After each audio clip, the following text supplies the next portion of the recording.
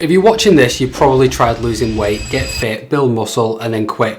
Not because you're lazy, but because it felt impossible to keep up. It's rough. Fitness equals health, confidence, feeling good, and maybe even living longer. But unless you're a genetic freak or fitness model with six-pack abs that somehow survived pizza night, you've probably been in a spot that you think about carbs and your abs vanish. Maybe it was burnout, unrealistic goals, slow results, or just life being life. But before you hit that I give up moment, there's a fork in the road. Option one is to keep going, doing something that feels miserable and unsustainable, and option two is quit and just say I just love pizza too much. But what if there is a third option, one that actually fits your life? And that's what we're getting into today. So my name's Tom and I'm an online coach with over 17 years of experience. I've built my own habits that have allowed me to build muscle, lose fat, and everything in between. And honestly, there's so many simple things you can do which will massively help you. And I'm taking inspiration from the Atomic Habits book by James Clear and using his approach to build habits that really work to stick with something. And the first one is to make it obvious. One of the biggest reasons people fail the fitness journey is because they rely on motivation, but motivation is unreliable. It fades fast, normally within about 3 weeks of restricting your diet. It's likely you won't even be able to resist that donut when you see your partner grab one. But what actually works? Most people try to fit in workouts whenever they have time. And that's like saying, I'll save money when I have extra. It just doesn't happen. Instead, make it automatic. So pair your fitness goals with something that you already do daily. One of the takeaways from James's book was habit stacking. So for example, after you brush your teeth in the morning, do 10 push-ups. Just make sure your toothbrush isn't in the mouth, or you could be deep throating and that's probably not good. You could also say, after I put on my work shoes, I'll pack my gym bag. But why does that work? It works because it removes the decision making and makes fitness automatic. And stacking habits makes fitness easier. But what about your environment? Well, that can be a cheat code. Have you ever noticed how fast food is everywhere? Billboards, TV ads, delivery apps, and it's just so much easier to grab junk food because it's always in sight. Even the emails from those delivery companies that hit when you're just getting hungry, and it's not an accident. Most people set themselves up for failure without even realizing it. If your kitchen's full of junk food, guess what you'll eat when you're tired or stressed? If your gym clothes are buried in a drawer, guess how likely you are to go to the gym? You can make fitness the default choice. So keep healthy foods visible, junk food out of sight, because out of sight is out of mind. And put your water bottle next to your desk, or diet drinks, because they're good too and they're going to help you lose weight. You can set reminders on your phone for workouts, and it's just about making it essential. No matter what happens, you'll be busy, and avoiding the workout won't make you less busy. So you need to make time in the day if there isn't a natural slot for it. And we do this because the right choice should be the easy choice. But even with the perfect environment, you still need a reason to stay consistent. And that's where identity comes in. And this is one of the reasons I think High Rocks is becoming so popular, because people can identify with it. And I think that this is the secret to long-term fitness success. It's not willpower, it's identity. Most people will say something like, I have to work out. And that makes it a chore. And guess what? Nobody sticks to something they see as a burden. But you can instead shift that mindset. You can say something like, I'm the type of person who trains every day.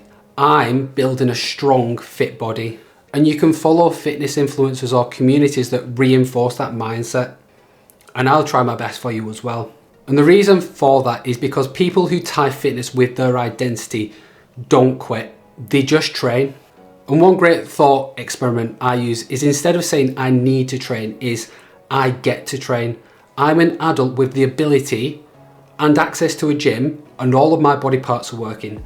I have access to healthy foods, and there are people in wheelchairs who have had an accident, would be killing to be in this position. But identity alone won't keep it going. The hardest part is actually starting. So how do we fix that? Skipping a workout because you don't have time is like skipping dishes because you can't clean the whole house. It's just an excuse and it's complete BS. Big changes feel overwhelming, and that's why people say that they'll start Monday, but then Monday just never comes. And honestly, you know who you are. Instead, you can use the 2-minute rule, and this gets things going. You can say to yourself, I'll start with 2 minutes. So within 2 minutes, you'll be able to do a set of squats, a set of push-ups, a plank for a minute and a rest, and maybe some more again. And so many people think that motivation comes from some external source, but the motivation comes from the action. And we should stop calling it motivation and start calling it momentum. And if you want to know more about the actual mechanics of fitness, if you go to the link, there's a free 21-day fitness kickstart. No fluff, no crash diets, real strategies. Description below. And as part of that, it's all about making the thing easy. Too much friction is going to be the #1 reason people just skip a workout. If you have to find workout clothes, drive 20 minutes to the gym, figure out what exercises to do, you're already setting yourself up to fail. And motivation is fragile, so the moment something feels too hard, your brain will find an excuse. But the momentum is with you when you keep doing the thing. So even if it's not going to the gym, it's at least getting in the car. You have some momentum. You still don't feel like it? Start the engine. Still don't feel like it? Drive down the road.